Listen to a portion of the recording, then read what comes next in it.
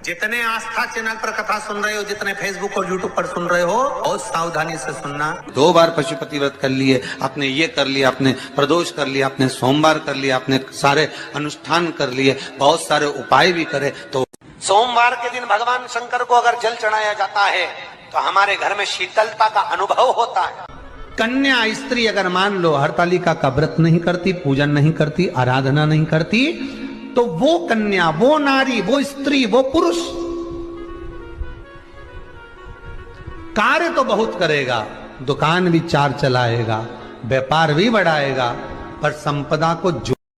बचपन, जवानी, अधेड़ी और बुढ़ापा माता पार्वती ने भगवान शिव को देना चाहा 4 पूजन कर। इसलिए माताएं आज भी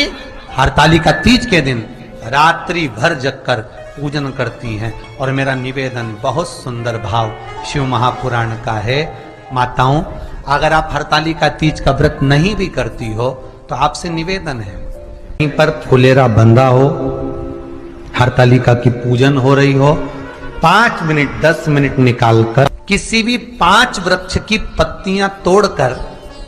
किसी भी 5 वृक्ष की पत्तियां तोड़कर किसी भी शंकर मंदिर में प्रदोष काल से लेकर ब्रह्म मुहूर्त तक शंकर को कभी भी चढ़ा देना। महाराज शास्त्र कहता है मन की कामना शिव पूरा करते हैं, अखंड सौभाग्य देते, रिद्धि सिद्धि घर में प्रवेश कर। 5 वृक्ष की पत्तियां, कोई से भी वृक्ष की, जो आपको अच्छा लगे वो वृक्ष की 5 पत्तियां तोड़ लीजिए, 5 वृक्ष की डालों में से पत्तियां निकालकर शिव को समर्पित कर दीजिए। कि आपके यहाँ अगर धन की कमी पड़ रही है, पैसा नहीं आ रहा, व्यापार नहीं चल रहा, दुकान नहीं चल रही, धंधा नहीं चल रहा, नौकरी नहीं लग रही, सर्विस नहीं लग रही, तो हमने बार बार आपको कहा है, एक बेलपत्री के वृक्ष के नीचे जौ के आटे का चौमुखी दिया, सरसों का तेल डालकर, उसमें काली तिल डालकर, उसमें एक सफेद फूल डालकर, बेलपत्री के वृक्ष के नीचे जैसे एक चौमुखी दिए को जौ के आटे के दिए को लगा दिया जाता है। जो व्यक्ति चिड़चिड़ करता है, जो व्यक्ति क्रोध करता है, जो व्यक्ति अपशब्द बोलता है, आड़ा टेढ़ा बोलता है, ताने देता है, ईर्ष्या रखता है, घर में चिड़चिड़ करे, पूरे घर को अस्त व्यस्त कर रखा है, उस व्यक्ति का नाम और गोत्र बोलकर मात्र एक दिया लगा दिया जाए, व्यक्ति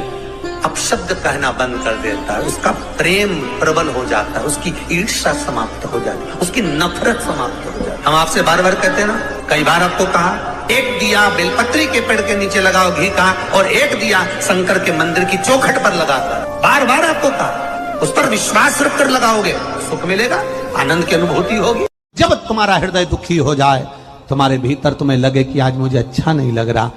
बहुत दुनिया के लोगों ने मेरे साथ बुरा कर दिया, मैं कष्ट में हूं, मेरा काम नहीं हो रहा, मेरी तकलीफें बढ़ती चली जा रही, तब शंकर के उस नंदीश्वर महादेव का नाम स्मरण कर कर शंकर के शिवलिंग का दर्शन नंदी के पास बैठकर करिए, उसका फल आपको जो मिलेगा आप जिंदगी भर नहीं भूल पाओगे कि फल क्या है। ना गणेश जी विराजमान कर रहे हो तो ध्यान देना, जब गणेश जी को लेकर आओ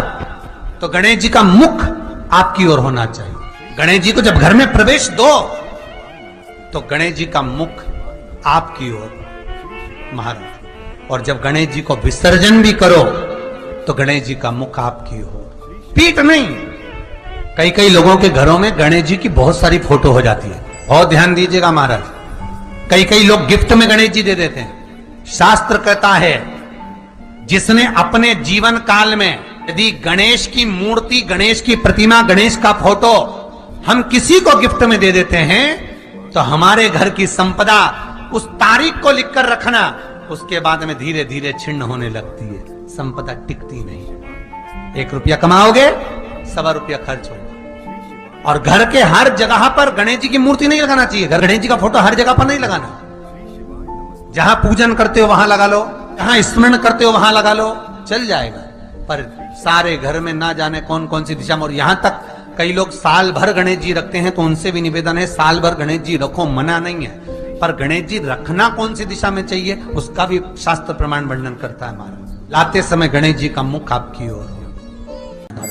श्री शिवाय नमस्तुभ्यम, सब बोलिए एक बार जमकर, श्री शिवाय नमस्तुभ्यम।